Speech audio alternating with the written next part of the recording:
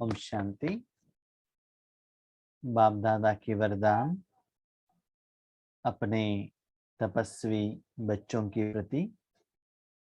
Date 8 जनवरी 2022। वरदान है, रूहानियत द्वारा वृत्ति, दृष्टि, बोल और कर्म को रॉयल बनाने वाले ब्रह्मा बाप समान भव। रूहानियत द्वारा वृत्ति, दृष्टि, बोल और कर्म को रॉयल बनाने वाले ब्रह्मा बाप समान भव। मनुष्यात्माएं इस कर्म भूमि में कर्मेंद्रियों द्वारा कर्म करने के लिए आए हैं। जिस विधि से कर्म करते हैं उसके आधार पर कर्म का फल मिलता है, लेकिन आत्मा और मन दिखाई नहीं देता है, तन दिखाई देता है।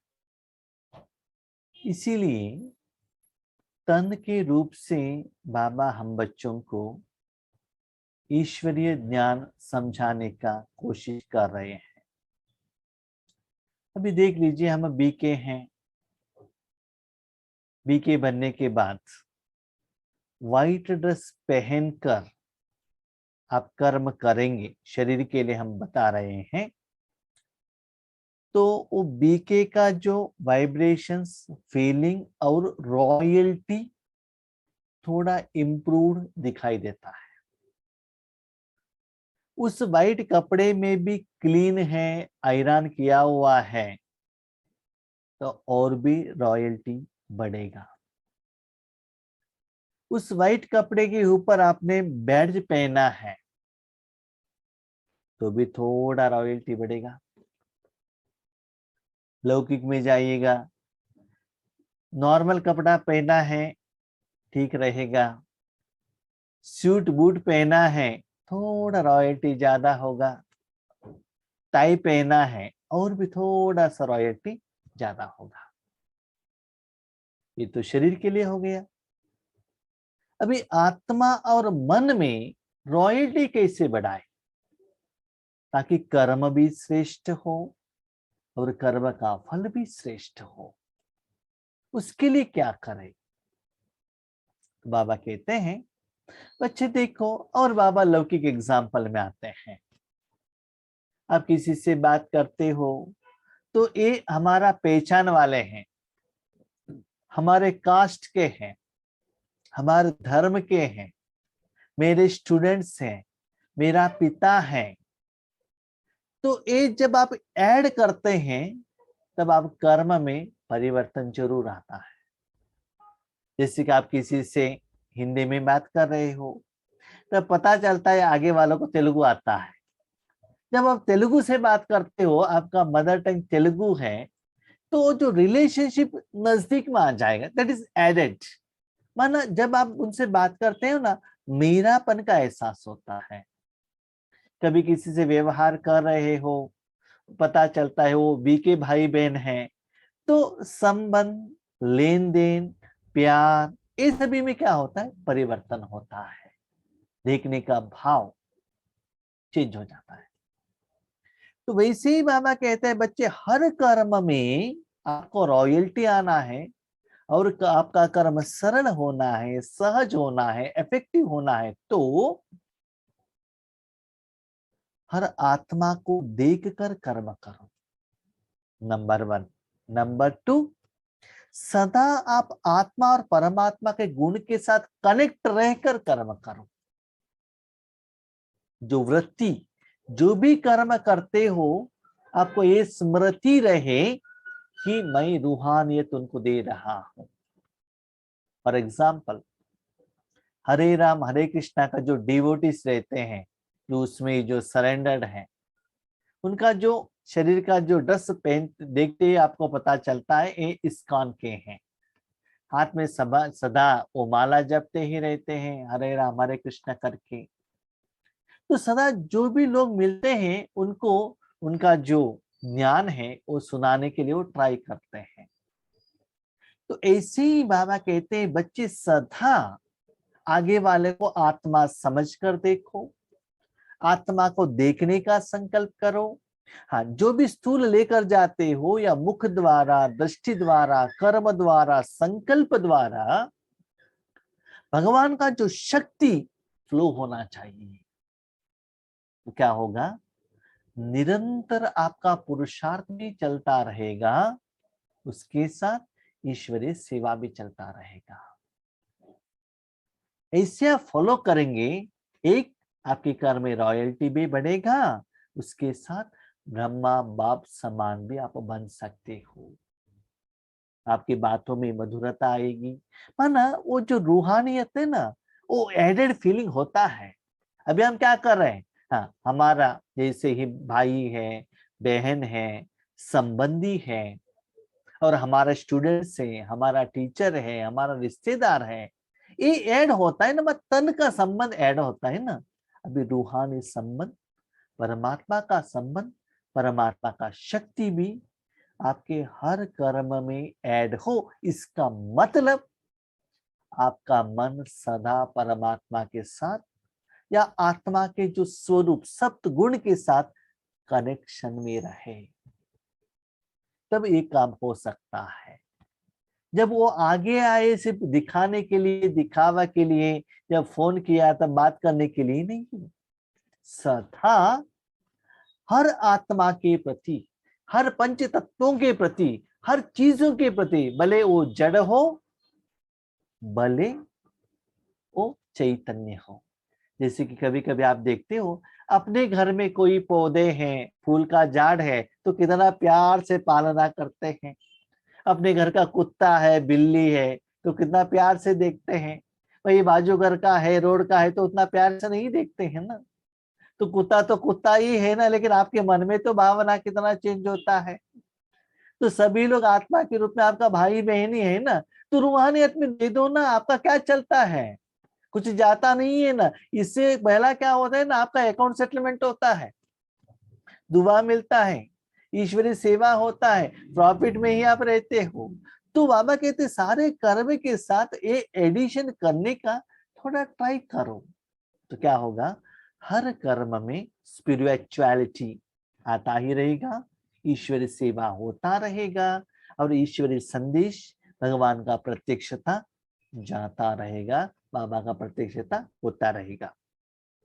ब्रह्मा बाप की बोल चाल, चेहरे और चलन में जो रॉयल्टी देखी, उसमें फॉलो करो।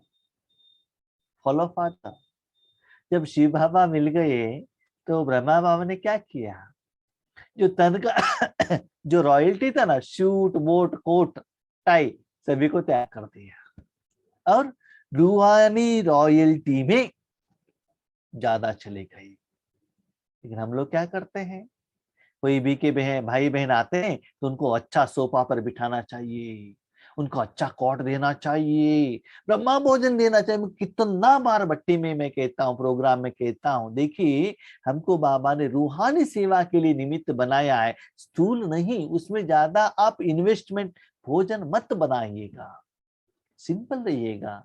जिनको देना चाहिए रूहानी देते चलो, क्योंकि लोगों को रूहानी चाहिए, स्थूल नहीं। स्थूल खाएंगे तो बीपी शुगर सब आ जाएगा, उसका जरूरत नहीं है। किसी को कुछ भोजन का कुछ कमी नहीं है, बहुत सारे लोग टेस्ट खाते हैं, लेकिन किससे भूखे हैं, सिर्फ आपके पास है वो भोजन। बेकरी में भी मिलेगा, ऑनलाइन में भी मिलेगा, होटल में भी मिलेगा, लेकिन रूहानी भोजन कहाँ भी नहीं मिलता है। वो देकर के तो देखो, उसके बाद आपका मन कितना खुश रहता है। जब वो देते हो ना, तब आपके पास लोग आने चाहते हैं। क्यों? जो दुनिया में जहां भी उनको नहीं मिलता है, वो स्पेशल चीज आपके पास है। देना कैसे है, कैसे प्रोडक्शन करना है, ये ज्ञान आपके पास है। ये प्रैक्टिकली करके देख लीजिए, दब कर्म का फल कितना आपको खुशनुमा होता है। तो ऐसे बाबा ने किया, तो आपको बाबा को फॉलो करना है। जैसे ब्रह्मा बाप ने कभी छोटी छोटी बातों में अपनी बुद्धि व समय नहीं दिया। छोटी छोटी बातें में नहीं, ब्रह्मा है, फिक्स है, कल्याणकारी होता है, क्यों क्या कब कैसे ज्यादा चिंता करने का जरूरत नहीं है। उनके मुख से कभी साधारण बोल नहीं निकले, हर बोल युक्ति युक्त अर्थात व्यर्थ भाव से परे अव्यक्त भाव और भावना वाले रहे। माना आगे वाले आत्मा का उन्नति के लिए, उनके परिवर्तन के लिए, उनकी श्रेष्ठता के लिए, उनके परिवर्तन के लिए ही बाबा का बोल था। चाहे मन का संकल्प का बोल हो या मुख का बोल हो, जो भी था उतना श्रेष्ठ था। इसलिए आगे वाले आत्मा में रूहानियत में परिवर्तन आए, ऐसे निर्माण भाव, आगे वालों के प्रति निर्माण भाव, आपके प्रति निर्माण, ना मान एक्सपेक्टेशन मत कीजिएगा। क्योंकि आप मान एक्सपेक्टेशन करने के लिए आपके आप कुछ क्या दे रहे हो, आपका चीज है ही नहीं ना। तो भगवान का है वो दे रहे, तो आपका मान क्यों मिलना चाहिए? आपने प्रोडक्शन किया है क्या? आपने रेडी किया है क्या? आपका चीज है क्या? सच्चाई बताओ, आत्मा का अपना कुछ है ही नहीं। जो भी देते लेते हो इस दुनिया से लेते हो, शांति परमधाम से लेते हो, सुख रूहानी सुख परमात्मा से लेते हो, तो आत्मा के पास अपना क्या है? सोच लीजिए। जो मैं उनको देता हूं, मैं दे रहा हूं, मैं दे रहा हूं, आपका क्या है? जो भी दे रहे हो, यहाँ का चीज देने के लिए आप निमित्त हो बस। जब निमित्त ही बनना है तो अच्छा चीज ही देंगे ना, ताकि मेरा कर्म अच्छा हो, ताकि मुझे भी अच्छा हो और लोगों को भी अच्छा हो, है ना। तो उससे हमारा मन भी खुश रहेगा। इसीलिए ज्यादा रूहानी सेवा करने में, माना हर कर्म में सदा अपने मन को क्या कीजिएगा? रूहानियत के साथ कनेक्शन में रखिएगा। उनकी वृत्ति हर आत्मा के प्रति सदा शुभ भावना, शुभ कामना वाली रही। दृष्टि से सबको फरिश्ता रूप में देखा। अब दृष्टि से उस आत्मा निर्बंधन रूप है, उस आत्मा को देख लीजिए। देखने से क्या होता है? अभी देखिए, माँ बच्चों को बेटे के रूप में देखता है तो उनको माँ का स्मृति आ जाता है। एक ब्राह्मण अपने जो टेम्पल में आते हैं उनको भक्त के रूप में देखते हैं, तो वही एनर्जी के साथ, वही संस्कार के साथ कनेक्ट होते हैं ना। तो वैसे ही ये आत्मा निर्बंधन आत्मा, जीवन मुक्त आत्मा, परमात्मा का सच्ची आत्मा, हाँ मुख से कहना नहीं है ये आत्मा है, जीवन मुक्त है, हर आत्मा को देखते बिंदु है, स्टार, ऐसा नहीं। वो भावना, जो फीलिंग, जो अनुभव होना चाहिए। जैसे माँ बच्चों को देखती ही माँ का प्यार उनकी तरफ जाता है ना, तो वैसे ही रूहानी प्यार जाना चाहिए। तब क्या होगा? उनमें उसमें ही ईश्वरीय संदेश भी मिल जाएगा, ईश्वरीय सुख भी मिल जाएगा। दृष्टि माना ये चमड़ी की आंखों से शरीर का जो चमड़ी देखना नहीं, चमड़ी के ऊपर जो भी कपड़े हैं, गहने हैं, वो देखना नहीं। अंतर मन से क्या करो? उस आत्मा को देखो। जैसे कि एक माँ क्या करती है, एक छोटा सा बच्चा है, कुछ गंदगी लगा कर आया है, फटा हुआ कपड़ा है, गंदगी लगा हुआ कपड़ा है, तो तुरंत साफ करती है ना। तो वैसे ही आपका वो दृष्टि से उनका मन साफ होगा और सच्चे शांति का, सुख का अनुभव उन लोगों को होगा। तो ये प्रैक्टिस कीजिएगा। दृष्टि में फरिश्ता रूप, कर्म में सदा सुख दिया और सुख लिया। जो भी कर्म करते थे रूहानी कर्म का ही इंटेंशन, तो सुख दिया, इसलिए ब्रह्मा बाबा को क्या मिला? सुख मिला। हम क्या करते हैं? पति को देखना है तो शरीर के बांध में, बच्चों को देखना है तो शरीर के बांध में, माँ बाप को देखते हैं तो शरीर के बांध में, और कहते हैं भाई जी क्या करे, कहाँ भी मेरा संस्कार मिलता ही नहीं, हर जगह पर मुझे झगड़ा ही होता है, डिफरेंस ऑफ ओपिनियन ही आता है। क्यों? क्योंकि आपका अकाउंट और भी ज्यादा बढ़ रहा है। जब रूहानियत में देखते जाते हो तब आपका अकाउंट क्या होता है? सेटल होता है। अब रूहानी पैसे द्वारा, गिफ्ट द्वारा, बिल्डिंग द्वारा उनका अकाउंट सेटल करने के लिए ट्राई करते हैं। उसमें थोड़ा अकाउंट सेटलमेंट हो तो होगा, नो डाउट, क्योंकि स्थूल में आपने लिया होगा इसलिए आप दे रहे, लेकिन रूहानियत में देने से मन का जो अकाउंट भी आपका फास्ट क्या होगा, क्लियर होगा, उनसे मन का खुशी भी आपको मिल जाएगा। ऐसे फॉलो करो, तब कहेंगे ब्रह्मा बाप समान। तो सदा याद रहिएगा, याद रखिएगा, जब आप ब्रह्म कुमार कुमारी बने हैं तो हर आत्मा को, हर चीज को हमें क्या करना है, परमात्मा का सुख देना ही है। हमारे ईश्वरीय परिवार में भी बहुत ऐसे बाबा के बच्चे हैं, सदा वो पॉम्पलेट्स अपने साथ पर्स में या अपने शर्ट में रखते, कोई भी मिले देते जाते हैं, देते जाते हैं, थोड़ा भी टाइम मिले उनको संदेश देना स्टार्ट कर जाते हैं। लेकिन कभी कभी क्या होता है ना, ये जब आप पॉम्पलेट्स देते हैं, किसी को इच्छा नहीं है बीकेस के बारे में, ब्रह्म कुमार के बारे में नेगेटिव थॉट्स है, तो क्या होता है, उनको गुस्सा भी आ सकता है, पॉम्पलेट्स फेंक भी सकते हैं। आप ज्ञान सुनाते हैं तो उनको मुश्किल भी हो सकता है, ठीक है। लेकिन निराकार रूप में देने से आपको ऑब्जेक्शन आने का चांसेस, अपोजिशन आने का चांसेस बहुत कम रहता है। क्या दिया, किसने दिया, कितना दिया, किसी को पता नहीं चलता है, आप जाने आपका बाप जाने, बस टोटल सीक्रेट। लेकिन देने के लिए उतना रूहानी भोजन आपके पास रहना चाहिए और परमात्मा के साथ आपका पाइपलाइन कनेक्टेड होना चाहिए। अब कनेक्शन में नहीं रहेंगे तो आप दे नहीं सकते हो। जब माउंट आबू में जाते हो चाय पीने के लिए, थर्मास में चाय रहेगा तभी तो आपको कॉक ऑन करने से चाय मिलेगा। चाय ही नहीं है तो कहां से मिलेगा आपको, ठीक है। वहां भी टाइम है ना, उस टाइम पर ही वहां चाय रखते हैं, बाकी टाइम पर जाएंगे तो चाय नहीं मिलेगा ना। तो सदा बाबा के साथ कनेक्शन में रखिएगा, जब आपके सामने आएंगे तो ऑटोमेटिकली उनको फ्लो मिलता ही जाएगा। तो सदा बीकी की स्मृति में रहकर ईश्वरीय कार्य सूक्ष्म रूप में करते जाइएगा। स्लोगन, मेहनत के बजाय मोहब्बत की झूले में झूलना ही श्रेष्ठ भाग्यवान की निशानी है। मेहनत किसको कहते हैं? एक बच्चा अकेले चलकर जा रहा है तो रास्ते में जो भी मुश्किलात आता है ना, उसको ही फेस करना है। कभी कभी वहां मट्टी है, गिर भी सकता है, सांप आ गया डर भी सकता है, व्हीकल आ गया उसका मट्टी इसको लग भी सकता है, या बीच में कोई एनिमल्स भी आ सकता है। तो वो रास्ते में चलना उनके लिए मेहनत का एहसास होगा। वही बच्चा माँ या बाप की गोद में है तो कैसे लगेगा? मुहाबत। गोद में है तो समझ लीजिए सदा आपके माँ बाप आपको प्यार दे रहे हैं।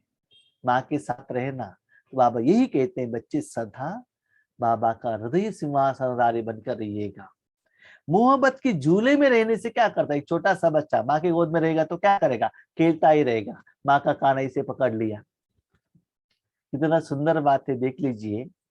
एक छोटा सा बच्चा माँ के गोद में रहता है, कोई तीसरा व्यक्ति उनको थप्पड़ लगाता है तो बच्चा क्या करता है, तुरंत एक थप्पड़ लेके माँ को दे देता है।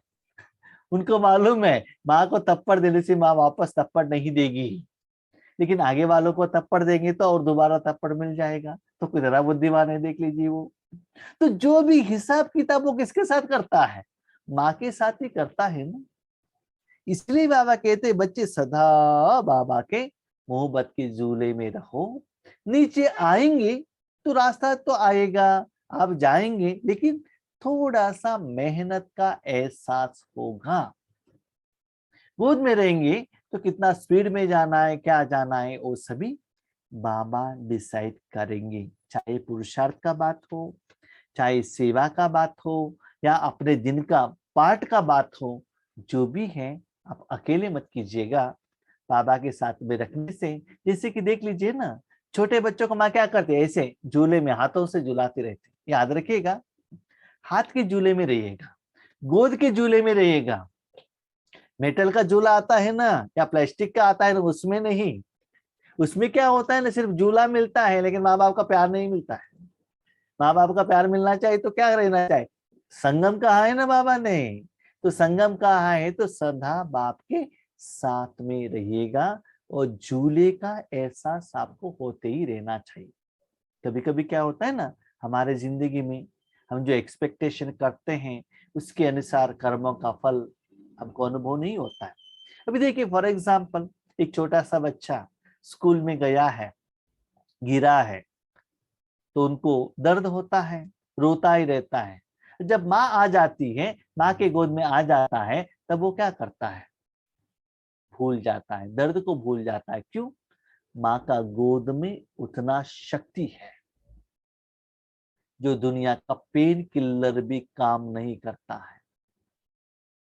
जब कोई बच्चा डरता है स्वप्न में, क्या कोई चीजों से, व्यक्ति से, जब माँ उनको गोद में ले लेती है, इतना आराम से सो जाता है। इसे भी मैंने स्कूल में देखा है ना। जब स्थूल माँ इतना प्यार दे सकती है, उनमें कितना प्यार है, लेकिन भगवान में कितना प्यार है, लेकिन हम लोगों को अनुभव क्यों नहीं होता है? रीजन ये है, हम बाबा को दूर से, डिस्टेंस से देखते हैं, उनकी गोद में नहीं बैठते हैं, इसीलिए भगवान का प्यार का एहसास नहीं होता है। तो जब बाबा ने परमिशन दे दिया है, वही युग चल रहा है, क्यों ना हम उनकी गोद में बैठे, मेहनत क्यों लें? हमको तो बाबा ने परमिशन दे दिया ना, और किसी को परमिशन नहीं है। परमिशन ग्रांटेड, परमानेंटली सर्टिफिकेट दे दिया है, लेकिन उसका वैल्यू हमको मालूम नहीं है। वैल्यू किसको मालूम है? जिन्होंने गोद में रहकर सदा हर कर्म करते हैं, उनको मालूम है भगवान के गोद का झूले में कितना प्यार है और हर कर्म कितना आसानी से सफलतापूर्वक हो जाता है। ठीक है? अच्छा, ओम शांति।